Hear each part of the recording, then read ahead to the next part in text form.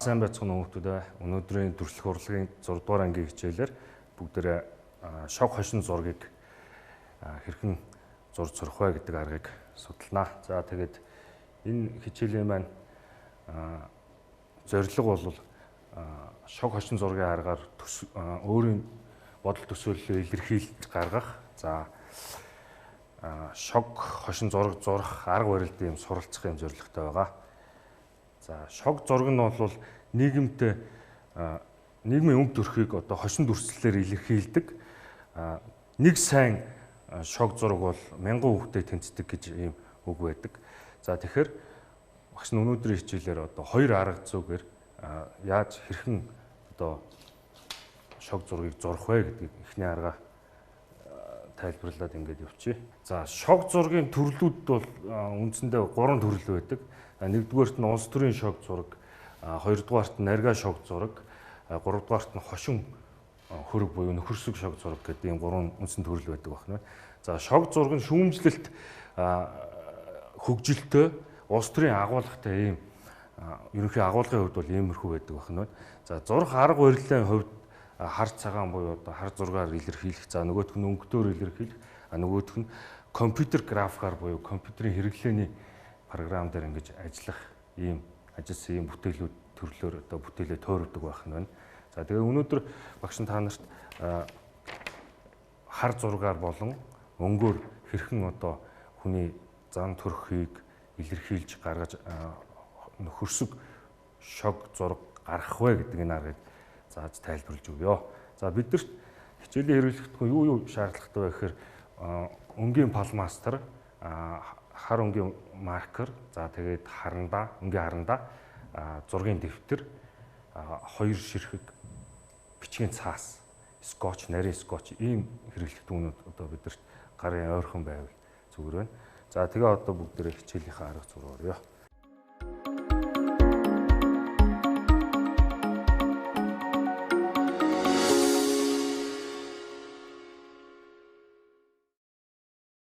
За одоо эхнийх нь бол одоо бид нүдийг дүрсэлдэг. За тэгээ нүдийг дүрслэхдээ хүүхэлдэйн киноны баатруудын зан байдал, зан төлөвийг харуулахад одоо нүдээ бол ингээд эхний зураг халах маань эхлээд хөндлөн зураасаа зураад үргэлжлүүлээд ийм дугуй хоёр тойрог ойрхон зураад ингээд ийм байдалтайгаа. За тэгээ энэ дээр хөмсгөний хөдөлгөөн гэдэг бол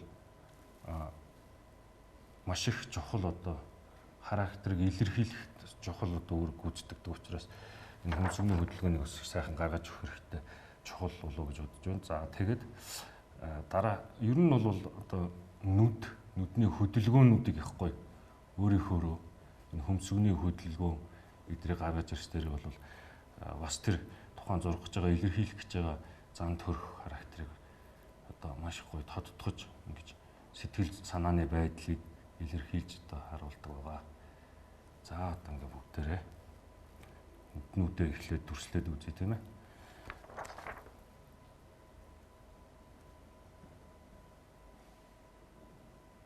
За ерөнхийдөө энэ бол хүүхэлдэйн киноч гэдэг юм уу иймэрхүү график дүрслэлтэй хөдөлгөөнтэй ийм зүйлүүд дээр гардаг боловч яг одоо энэ хүний сэтгэл санааны байдлыг илэрхийлж гаргадаг онцлогтой. Энэ онцлог маань одоо бидний хүнтэй харилцаж хандах, хүнтэй харилцааны хандлага тогтоох маш чухал үүрэг гүйцэтгэдэг. За одоо тэгэхээр бүгдээ хамрыг одоо хэрхэн зурах вэ гэдэг рүү шилжиж орё тийм ээ.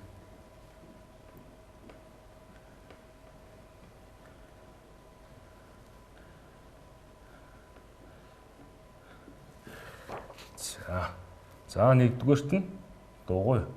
Үндсэн дүрсийнхаа дугуй тойрог дүрсийг зурчин. За энэнийхээ энэ талаас нь ахуулаад ийм хоёр одоо хамрын хоёр талын угуулц шиг тий тэрийг ингэж зурчих нь байна. Тэгээ энэ угуулцныхаа доор нөгөө хамрынхаа нүхийг бас зурах хэрэгтэй юм тий. Энийг ингэж ингээд жижигээ ингээд тэмдэглэж юм байна. За тэгээд энэ хамрнаас дээш явсан хянганых нь ясыг ингээд тэмдэглээд орхичихно. За тэгээд ингээд одоо сүүдэрлэлт хийгээд ингээд нэг юм пагдгаар автар хамартай хүний хамар байж жишээ. Тэ за энийг ингээд өшөө сайжруулад зурж дүрсэлж үзцгээе. Одоо нүдтэйгээ холбоод гэсэн үг шүү дээ.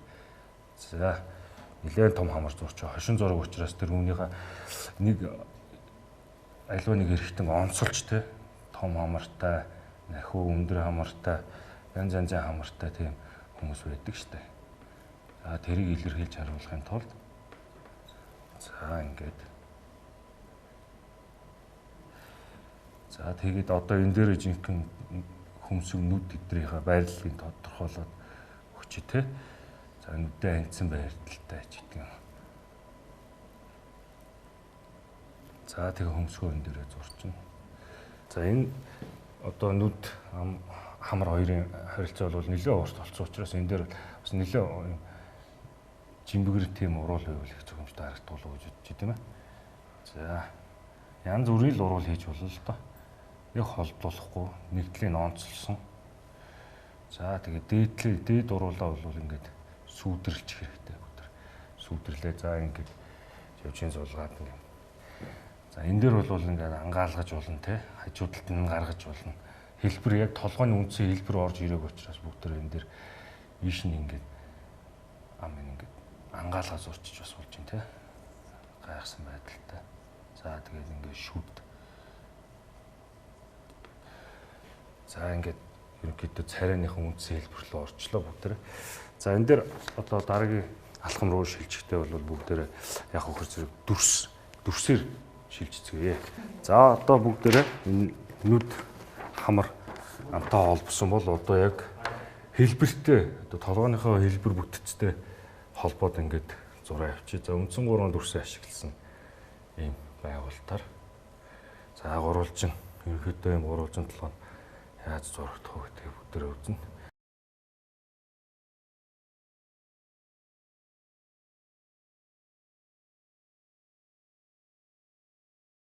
За тэгээд эхлээд ерүүнээс эхлээд явчих те. За ерүүн гурвалжин ийм толгойтой шанаа өргөнтэй. За тэгээ шанаа өргөнтэй ийм гурвалжин дүрсэнд багтж гаарч юм шиг тийм хэлбэртэй толгойтой хүмүүс байдаг шүү дээ. Тэрийг нөхөрсөх шог байдлаар бас ингэж харуулж болох нь байна. За ангиасаа зурлаа. За ингээд нөгөө хамар руу орж ирж байна те. За ингээд хамраа зурсан бол одоо амын зурна. За тэгээд эрүүгийн зурч өтер. Одоо энэ дээр жих ороод ирэхээр их гоё болоод өшөөгөө за үсийн зурч те. За энэ гурвалжин толгойтой энэ эрүүн ингээд ийм өргөн гурвалжин тийм нэлээ эрүүжээ эрүүтэй тийм суурьтай. Тэгээд дээшээгээ ийм гурвалжин бүтцтэй толгойн дээр бол ингэж харагдах нь. За дараагийнх нь үндсэн дойргийн дугуй төрсөн дотор хэрхэн багтах вэ гэдэг бүтээрээ зурж үзье. Бас л ялгаа байхгүй бас хамраас эхлээд баримжаа аваад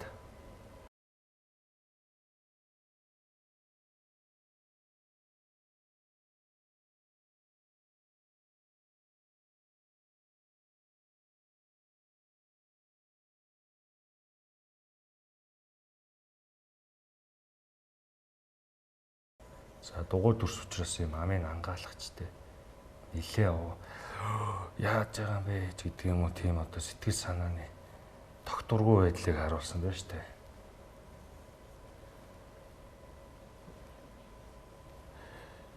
За тэгээ энэ дэ чихээ багтааж гэж сайхан дүрсийнхаа талбайгаа бас мэдрээд зохиочвол за энэ маань ингээд дээхэн гараад ирлээ. За энэ хамар дээр одоо жоохон сүүдрээгээд өчтэй.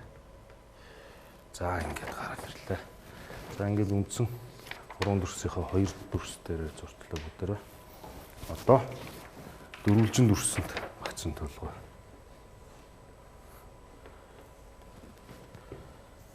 За дөрвөлжин дүрсэнд багцсан толгой. Хэрхэн дүрслэх вэ гэж. За ингээд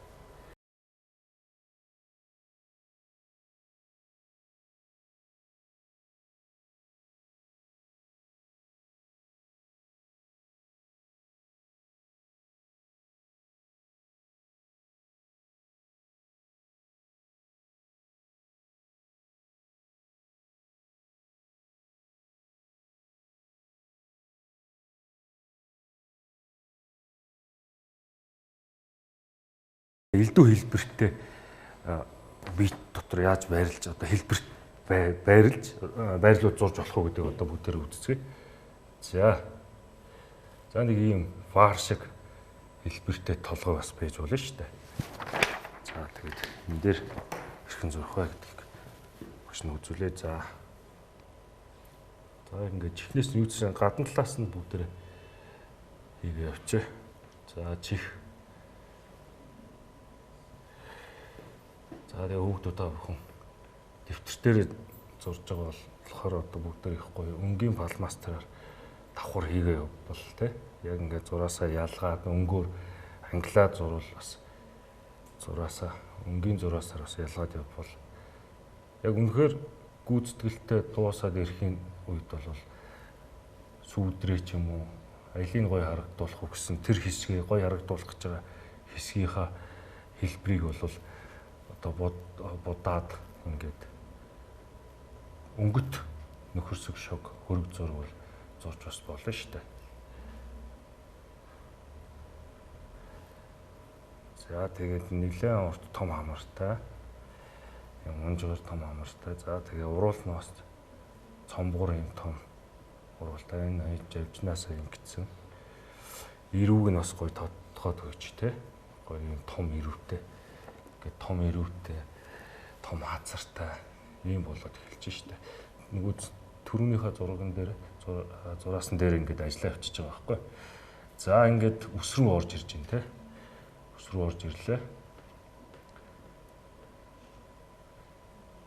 За ингээд энэ бол элдв хэлбэртэй одоо яг тийм одоо элдв хэлбэрт бүтцтэй зургийг бол иймэрхүү байдлаар бас түрүүний бүгдээ эхний алхам дээр орж исэн нөгөө хамар зурх, нүд зурх юугаа холбоод одоо энэ дээр бол ингээд уруулам тэгээд үс ингээд бүх хэсгүүдтэйгээ ороод ирэхээр зэрэг ингээд яг шог хөргийн маань үндсэн агуулгын хэлбэр нь бол гараад ирж байгаамаа. За одоо багш та нарт тоогоор хэрхэн шог зураг зурж болох вэ гэдгийг үзүүлье. За эхлээ 3-ын тоогоо ингээд дүрслэл чинь. Тэгээ энэ 3-ын тоогоо цааш нь ингээд баяжуулаад амаа ангаасан тийм буржур өстэй хүн зурхыг та нарт зааж өгье. За ингээд эндээсээ ингээд том хамраа зурчин. Энэ дээрээ ингээд нүдээ зурчиж байгаа. Тэгэхээр зэрэг ингээд нөгөө 3-ын тооны үндсэн бүтэц энэ дээр яв харагдаж байгаа болоод эндээсээ залгуулад ингээд цаашаа үргэлжлүүлээ баяжуулаад зурчиж байгаа гэсэн үг шүү дээ. За одоо ингээд нүдийнхаа дотор талын хүүхэн хараг зураад энэ дээр хөмсгөө ингээд гоё гаргаад өөр ингээд сайхан урт хөмсг гаргаад ирчээ. За тэгээ ийшийг ингээд толгооны яс ороод ирэн. За одоо энэ дээрээс харин үзгээ зурж байгаа харандаага салгаад за ингээд чих рүү орчээ. За одоо энэнийхээ жоохон урдаас үсээ ингээд буржуур үстэй зураад нааш нь ингэж оруулж ирээд ингээ харах юм бол нөгөө 3-ын тооны хэлбэр маань энэ дотор хадгалаатай байгаад тийм ээ. За ингээд ийм тоогоор бас ингэж илэрхийлж болох нь шүү дээ. За энэ дээр одоо сайхан амаа ангаацсан чи мэдээж шүдийг бас зурцгаая те. За ингээд шүдээ зурцгаая. За ингээд 3-ын тоог тооны байгуулалтан дээр яаж шог хошин илэрхийллийг гаргаж болох уу? Зам байдлын илэрхийллийг гаргаж болох уу гэдгийг харууллаа багш нь. Одоо 2 дахь арга зуруугаа шилжиж. Энэ бол бид нар орон зайн төсөөлөл баримжаа хөгжүүлэх ийм арга байгаа. Тэгэхээр бидэрт гарт ойрхон та нар одоо яг зориултын анги танхимд хичээллэг учраас ойрхон байгаа тэр хараа зурчгаар нэг иймэрхүү хөрөг зураг янз бүрийн алдартай хүмүүсийн ч юм уу тийм хөрөг олонний танил хүмүүсийн хөрөг зураг байвал тэрийг гаргачаараа. Тэгээ бидэрт шаардлагатай зүйл багш түрүүн танилцуулсан тий. Тэгээ тэрийг эхлээд ширээнийхээ давцсан дээр цаасаар бэхэлж нарийн скотчдод. За тэгээд харахгүйгээр зурна гэдэг маань юу гэсэн үг вэ гэхээр зэрэг орон зайн баримжаа төсөөлөл бий болж байгаа. А бидний зураг анхаарал маань зөвхөн энэ фото зурганд дээрээ буюу зурхаж байгаа тэр зургаа хошноор зурх гэж байгаа шүү дээ. Зурж илэрхийлэх гэж учраас энүүрээ таглаад харахгүйгээр зурна гэсэн үг. Харахгүйгээр ингээд зураад гүйцэтгээд бүгдээрээ дүрслээд үзье тийм ээ. За Тэгэхээр эхлээд зурж эхлэхээс өмнө энэ цаасныхаа дээд доод зах баруун зүүн захынхаа энэ хэмжээг ингээд бүгдээр гараараа ингээд тэмдэглээд авчин. Тэгээд дээрээ ингээд 1 2 3 удаа ингээд харж цаасаа харж агаад ингээд зурч штэ. За дараа нь нүдэ анж агаад нээгээд аниад нээгээд ерөнхий цаасаа дүүргэж зурна гэдэг ойлголт. За цаасны багцаа баримжаа энэ хавцаа байх юм байна гэдэг ойлголт энэ дээр явж явах хэрэгтэй байна шүү дээ. Тэрийг анхаараа. За тэгээ боллоо гэж үзэх юм бол цаасаа ингээд таглчих юм байна. За тэгээ цаасаа таглаж агаад нүдний анхаарал бол яг энэ зурган дээр л төвлөрөн цаана юу зургаж байгаа гэдэг бол бидэрт бол зүгээр баримжаагаар орон зайн төсөөллөөрөө явах нь шүү дээ. За тэгээд анхаарлаа энэ юм дээрээ төвлөрүүлээд гэхдээ цаад тэгшим гэдэг бас ойлголтоор зурвал бас. За тэгээд одоо амаа зурж байна. За ерөнхийдөө харахгүй зурж байгаа учраас бас их хаана юу байрлаж байгаа, юу болж байгаа бол гэсэн тийм эргэлзээ бас төрдөг те. За энийг харахгүйгээр сая зурлаа багш нь одоо бүгдээрээ ямар хоосныг харъя. Шал өөр уугааз энэ хоёр дүрс тэгээ ингээд бодит зургийг маазруулаад төсөөлөл хөгжиж байгаа. Энэ дээр бол заавал их зурагтайгаа адилхан байх төстэй байх албагүй гол нь харахгүйгээр зурж байгаа гэдэг нь энэ орон зайн баримжаагаа хөгжүүлж байгаа энэ арга барил. За ингээд нэгтэй харьцсан учраас бүгдээр энэ одоо хүзүү мүзүү одоо юу гэдэг энэ дотоо орхисон зүйлүүдээ ингээд нэмээд чимэглээд одоо өөрийнхөө сайжруулад бас ингээд зураас нь одоо холбоо зурчин тий. За тэгээд та бүхэнд багш нь хичээлийн эхэнд хэрэглэх хүн одоо өнгийн харандаа, фалмастер, өнгийн одоо хэрэгсэл хэл дээр гэж хэлсэн байна. За тэгээ энийгээ бас бодит байдал дээр байж болохооргүй одоо заавал одоо хүн одоо юу гэдэг нэг хар шар бор тийм арьстай ч гэдэг юм уу тийм байхааргүйгээр одоо бодиттой бос өнгүүд сонгоод тийм ээ ягаан үстэй ч байдаг юм уу ногоон уруултаач байдаг юм уу тий одоо завсрын гой завсрын өнгүүд байдаг шүү дээ. Тэр өнгүүдийг хэрэглээд одоо бодит байдал дээр заавал байх албагүй тийм өнгүүдэр энийг ингээд бутчихъя. За энэ маань одоо яг нөхөрсөг шок гэхээсээ илүүтэй яг тийм бодит байдлын бос өнгүүдийг хэрэглээд ирэхээр зэрэг одоо яг юу илэрхийлэх гээд байгаа юм бэ гэхээр одоо Пикассогийн зурдаг кубист арга барилын зурагтай нэлээд кубизмтэй илүү ойртож ирдэг те. Олон өнгийн бодит байдал дээр байдаггүй тийм өнгүүдээр ингээд илэрхийлж байгаа учраас энэ маань бол одоо юм.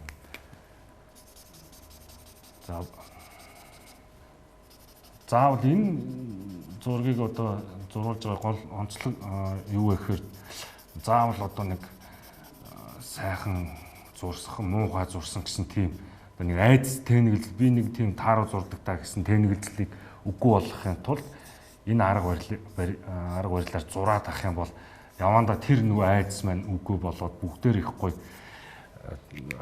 одоо өөрийн зурх төрслөх итгэл үнэмшил маань бий болж ирснээр бүтээлцдэхгүй айгүй их сайн хөгждөг байгаа.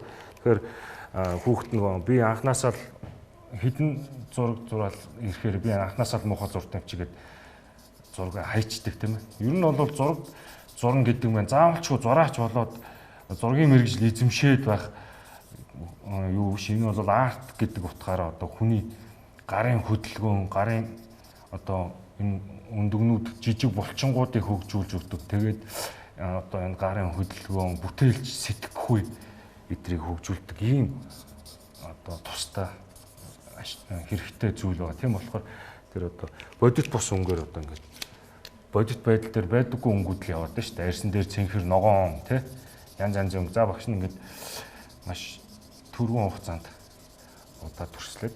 За энэ зураг маань заавал нэг тийм гоё байхасаа илүүтэй тэр өнгөөр илэрхийлж байгаа учраас янз янзын өнгө оруулаад ингээд бодит байдлаас арай өөрөөр түрүүн бид түрүүн эхний арга дээр бол бодит байдлыг зурж үзсэн бол одоо энэ дээр бол хийсвэр сэтгэлгээгээр заавал нэг тийм юу биш өнгөөр ингээд төрслээд ингэж үзүүлэх юм аа. За тэгээд үндсэндээ бол бодит бус дүрслэлээс үүсэж байна. Одоо яг иймэрхүү байдлаар зурж болох нь шүү дээ. Тэгэхээр бид нар сая энэ хоёр дахь арга маань юу гэхээр одоо энийг харахгүйгээр зурж яах гэхээр зэрэг энэ хоёр яг бодит зурагтаас шал өөр орж байгаа. Тэгээ энэ өнгөн хүртлийн одоо янз бүрийн бодит бус өнгөнүүд бодит байдлаар хүнтэй харьцуулах юм бол байхгүй өнгүүдээр ингээд дүрслэхээр зэрэг арай нэг өөр өнцөг өөрсөн гэж шог зургийг илэрхийлж бас болох юм байна гэсэн санааг харуулахын тулд ийм арга барилыг өгсөн та нарт зааж өгч байна. За тэгээд өнөөдрийн хичээлд анхааралтай оролцсон хүүхдүүдтэй баярлалаа. Мөн та нарт захиж хэлэхэд хичээлээ эхлээд ороод эхлэхээр ангийнхаа найзуудыгаа гэр бүлийнхаа хүмүүсийг судлаад нөхөрсөг шог байдлаар саний хоёр аргаа хэрэглээд зурж дүрсэлж үзцгээгээрэй. Анхаарал тавьсан хүүхдүүдэд баярлалаа.